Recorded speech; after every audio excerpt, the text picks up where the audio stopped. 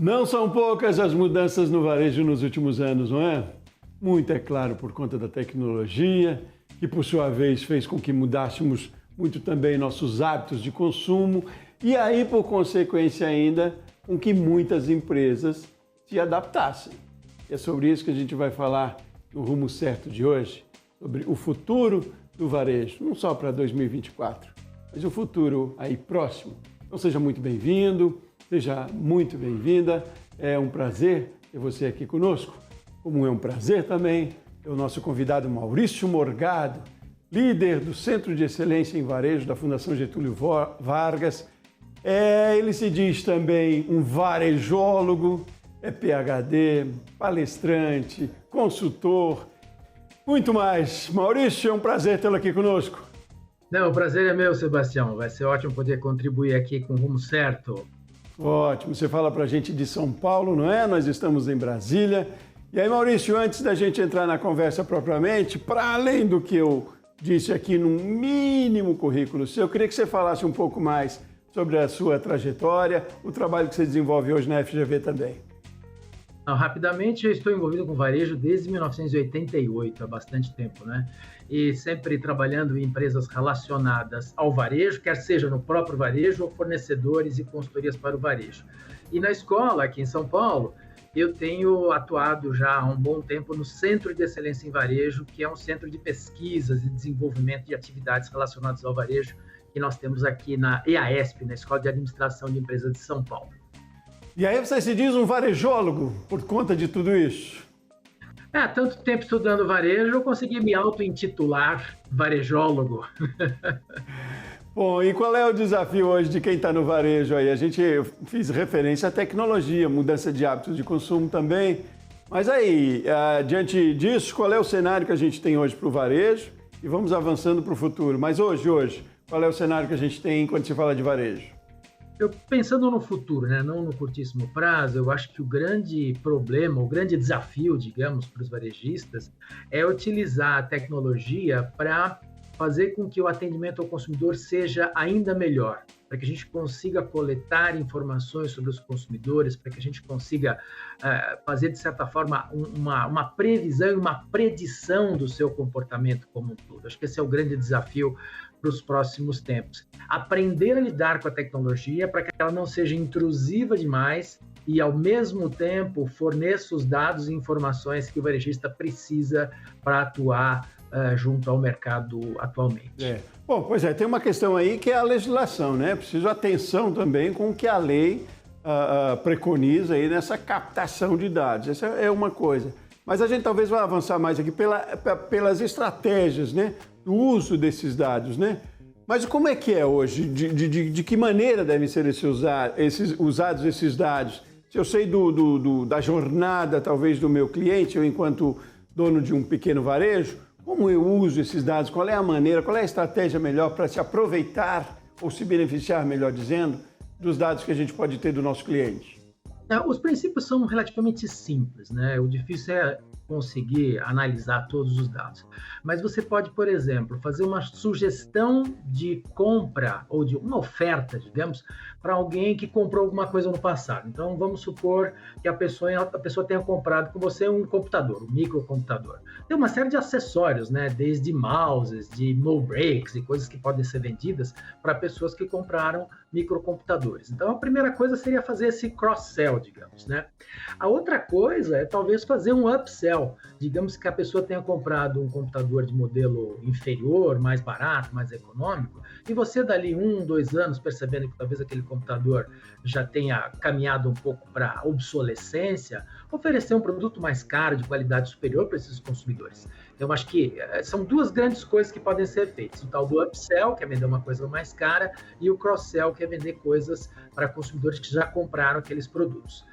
Isso tem sido utilizado pelas farmácias, tem sido utilizado pelos supermercados, que são normalmente grandes redes que trabalham com esses dados. Mas a capacidade e o preço de ter esses sistemas fica cada vez menor. Então, isso fica mais acessível para os varejistas de menor porte também. Pois é, mas então, a gente tem hoje, né, disponível no mercado várias ferramentas, softwares que dão esses dados, né, que ajudam nesse relacionamento, né? Não é uma máxima só, então, de grandes corporações. A gente mesmo pequeno pode fazer isso, eu digo, pelo acesso às ferramentas. Mas para além da ferramenta, da tecnologia que a gente tem, e pode isso, de repente, começar a ser feito até pelo que a gente usa no dia a dia como pessoa física, né? Ou pela rede social, ou pelo WhatsApp, enfim. É claro, precisa de um profissionalismo, se planejar e fazer com profissionalismo, né? Mas eu digo em termos de estratégia mesmo, Maurício, como é que se dá bem este relacionamento a ponto dele converter numa venda? O que pode ter de negativo nesse relacionamento para a gente não transformar num negócio muito frio, uma vez que envolve tecnologia? A parte positiva, digamos, né, a capacidade de você estabelecer esse relacionamento é com pertinência, ou seja, eu mando para as pessoas o que elas estão acostumadas a comprar ou que elas talvez gostariam de comprar. Então, essa é a parte que é boa, digamos, né? Não vai ser intrusivo se você conseguir esse nível de pertinência tão desejado. Antes, é claro, você tem que obter autorização para mandar essas mensagens, como manda a legislação, mas algumas pessoas, eu diria que se sentem incomodadas com isso, mas tem outras que adoram a ideia de ter a vida resolvida, né? Eu adoraria, por exemplo, que o supermercado me avisasse que eu estou sem creme dental, né? Ou sem desodorante, algo desse tipo, né? Esse tipo de sugestão seria muito bem-vinda. Com um pouco de inteligência, de análise de dados, eu perceberia, olha, está na hora de comprar sabão líquido, sabão em pó, né, sabão, lava-roupas de novo. Eu acho que isso seria muito bom para os consumidores e quem conseguir fazer isso com pertinência vai ganhar espaço perante esses consumidores e principalmente perante o bolso desses consumidores, né? A pertinência, como você diz, pode ser um diferencial aí, né? A personalização é outro diferencial e, ao mesmo tempo, como personalizar? Se a gente, ao mesmo tempo, tem que mandar para uma série de clientes, fazer uma lista de clientes, por exemplo, e eu não posso usar um texto que seja comum para todo mundo. É interessante a personalização também, né, Maurício? É um ativo forte, não?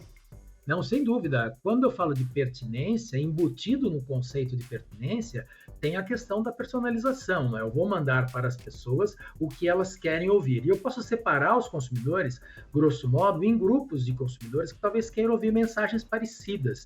E eu posso fazer personalização, sim, no texto, fulano, cicrano, beltrano, e posso também fazer personalização nas mensagens que as pessoas recebem, né? E isso dá para fazer, obviamente, com grandes sistemas, né? Mas dá para você fazer na tua lojinha, no dia a dia, separando em Excel, é o que eu digo.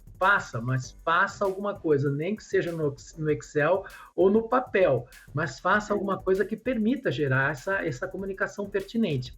E isso, com o auxílio das mídias sociais, com o auxílio do WhatsApp, você consegue fazer coisas muito interessantes para esses consumidores. Vale realmente a pena investir nessas ferramentas. E investir, eu digo pouco, porque essas coisas, a princípio, são muito econômicas, né? É claro que se você quiser fazer massificação de, sei lá, 100 mil, 200 mil registros, você já precisa de um sistema. Mas pensando no pequeno empresário, que tem uma carteira de 1.000 clientes, de, às vezes, 500 clientes, para esses, praticamente dá para fazer, usando o princípio da pertinência, no Excel, no Word, no WhatsApp. Eu acho que o princípio é começar a fazer. Eu acho que essa é a grande mensagem. Mas a iniciativa, né? E depois você vai crescendo, você vai percebendo, olha, isso aqui tá difícil fazer na mão, né? Tá complicado, não dá mais para fazer no Word. O Word faz lá a sua malinha direta, mas assim, demora, né? Hoje mesmo eu fiz uma para 120 nomes. Eu precisei fazer uma personalização, então eu fiz no Word, tranquilo. Se passasse de 1.000, 2.000, eu já precisaria de uma ferramenta mais sofisticada, mas o importante é aprender e ir atrás das ferramentas, e você vai comprando as mais baratas, depois sobe, gasta um pouquinho mais, no final você vai ter um sistema adequado às suas necessidades. Não, certo. Agora, Maurício, não exige muito investimento, existe mais iniciativa, pelo menos de início, né? Mas demanda tempo também, né, Maurício? Esse trabalho exige uma gestão de tempo e, eu diria, de envolvimento também de equipe. Qual é a orientação nesse sentido também? Que é preciso essa organização dentro dos empreendimentos e principalmente de pequenos negócios, né? Porque a tecnologia facilita, né, agiliza processos, mas ao mesmo tempo nos prende muito quando se tem que desenvolver um trabalho, né? E às vezes pode levar tempo. Qual é a orientação nesse sentido também? A orientação, na realidade, você vai sentir se vale a pena ou se o investimento nesse tipo de coisa vale a pena, a partir do momento que você comece a medir os resultados. E o bonito desses sistemas de marketing direto, né, como a gente falava lá atrás, é que eles são absolutamente mensuráveis, né? Eu consigo mensurar o retorno de cada comunicação dessa, eu consigo mensurar, o retorno do que eu fiz no WhatsApp, quantas pessoas me ligaram, quantas pessoas compraram, o que elas compraram, é tudo muito mensurável. Então, eu acho assim, se você começar a fazer, mesmo que seja só um pouquinho, você parar meia hora do meu dia, e eu sou o dono, tá? Colocando aqui o chapéu de dono, né? Eu vou separar meia hora do meu dia para fazer comunicação personalizada.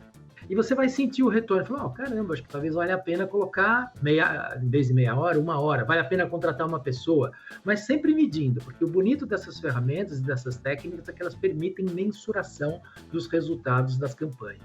Ótimo, negócio, a gente quer resultado, né? Não é só um conceito, não é porque é bonito, não é porque é uma onda onde todo mundo vai ter que usar e fazer parte da tecnologia. É porque é resultado, é comprovado isso mesmo, né? Agora, Maurício, a gente está falando de uma forma geral, em termos de negócios, sem considerar os modelos de negócios, né? Ou loja física, ou loja virtual, ou loja online, né? Essas regras, orientações, enfim, nem regras, eu diria, mas essa visão mesmo de futuro, ela vale para todo mundo.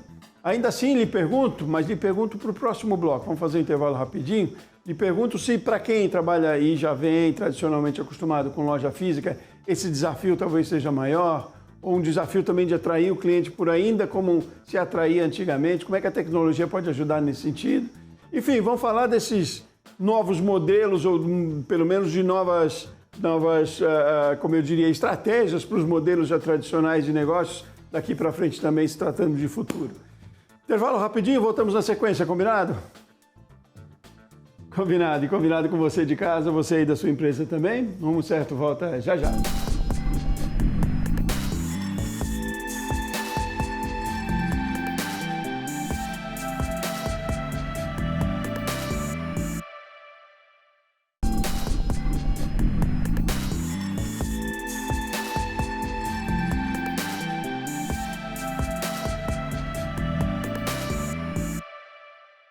De volta com o Rumo Certo, mais uma vez, seja muito bem-vindo, seja muito bem-vinda. Hoje estamos falando de futuro, o futuro do varejo, quais são as tendências dos negócios com a tecnologia, mudança de hábito do consumidor. Continuamos na conversa, sem perder tempo, vamos lá para São Paulo, Maurício Morgado, líder do Centro de Excelência em Varejo da Fundação Getúlio Vargas. Maurício é palestrante também, PhD, um vasto conhecimento em varejo. E aí continuamos nessa conversa, Maurício, com a provocação que fiz na virada de bloco, de o que muda ou qual é a atenção que devem ter também, se tratando aí de modelos de negócios, né? A gente falou todas essas regras que talvez valham para negócios online, negócios já físicos, tradicionais. Esse tipo de modelo de loja física vai mudar isso também, Maurício, de alguma maneira? Qual é a tendência, que estratégia deve fazer para entrar nessa competição acirrada que é aí com a tecnologia?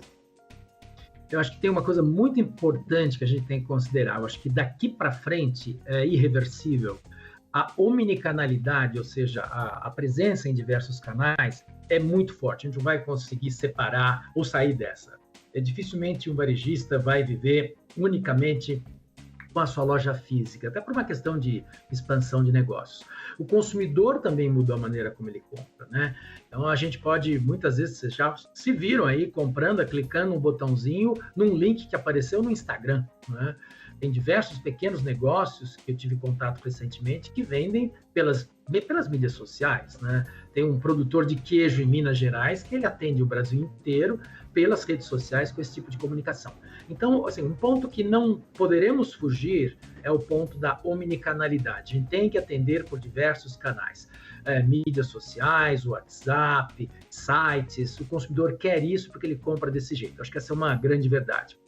Uma outra coisa que a gente percebeu, até nessa convenção que nós botamos agora, nós levamos um grupo para a NRF, a maior feira de varejo do mundo, lá nos Estados Unidos, agora no final de janeiro, e o que a gente percebe é que, assim, a gente não vai conseguir atrair consumidores para as lojas físicas se as lojas físicas não forem muito experienciais. O consumidor não precisa mais ir até a loja física, ele como varejista, o varejista tem que buscar que os consumidores queiram ir para as lojas físicas. Então, o que você tem que entregar nas lojas físicas? Apelo aos sentidos. A loja tem que ter cheiros bons, tem que ter experiências táteis boas, experiências visuais boas.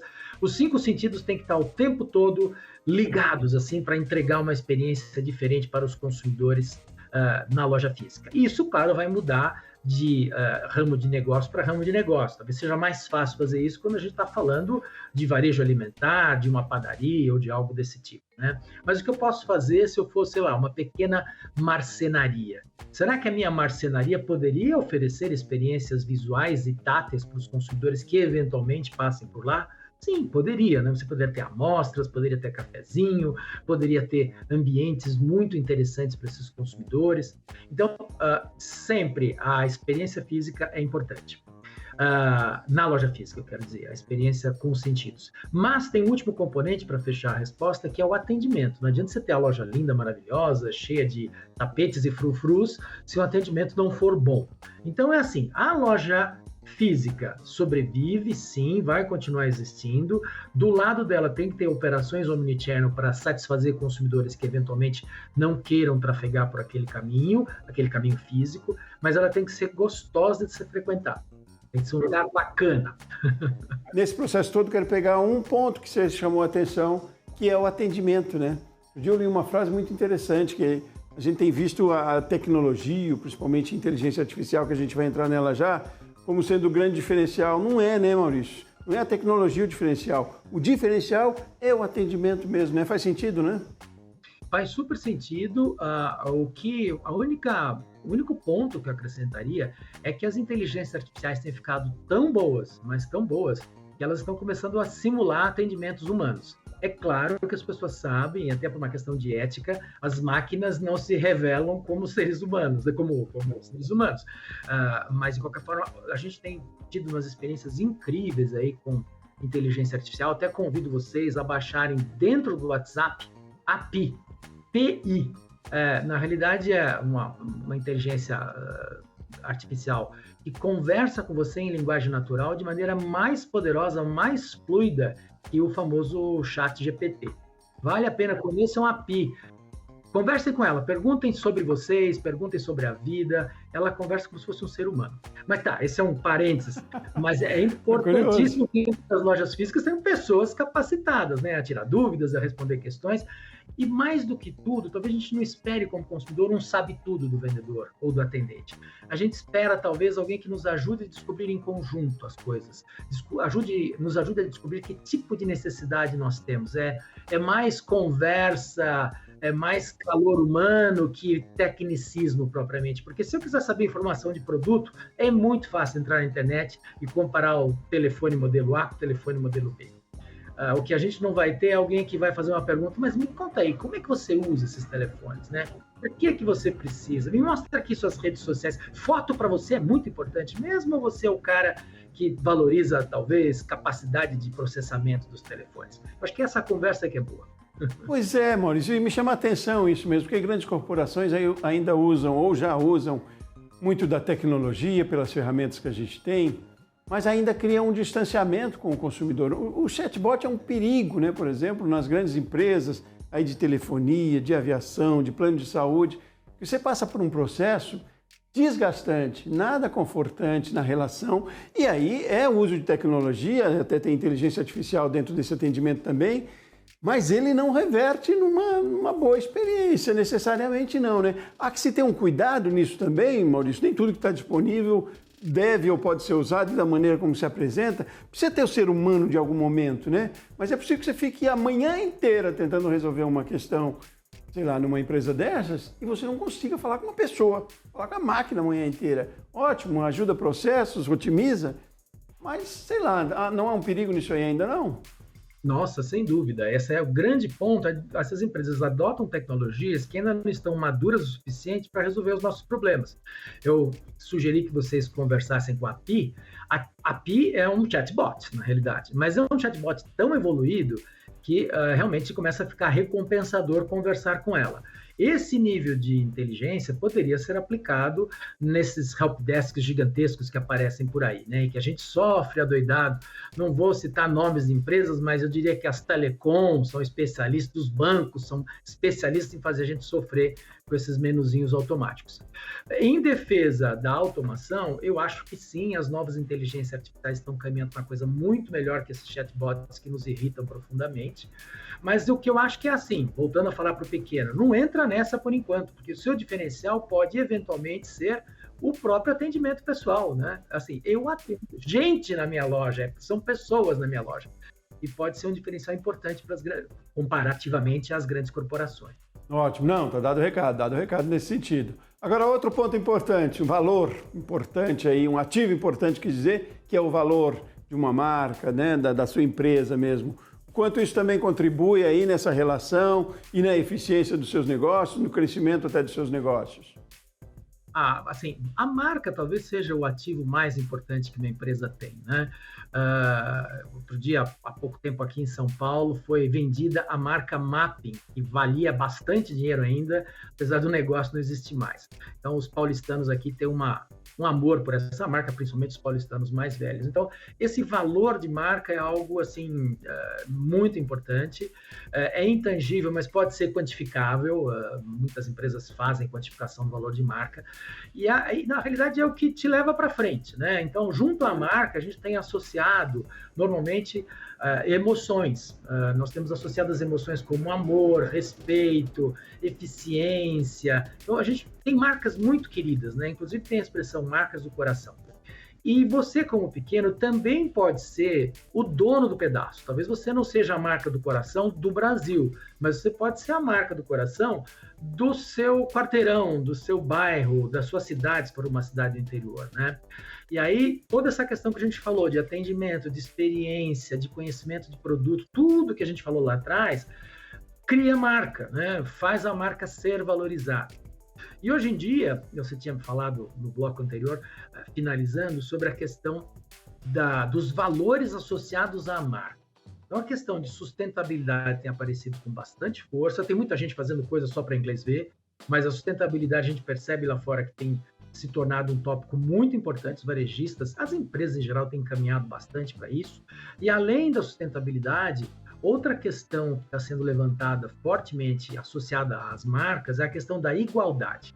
Igualdade de preferências sexuais, igualdade de gênero, igualdade no tratamento de pessoas com níveis econômicos diferentes. Essa é uma coisa muito sutil, muito importante, que as marcas estão começando a se preocupar, tanto para os funcionários, para o público interno, como para os clientes no público externo. Então, os valores de marca são fundamentais.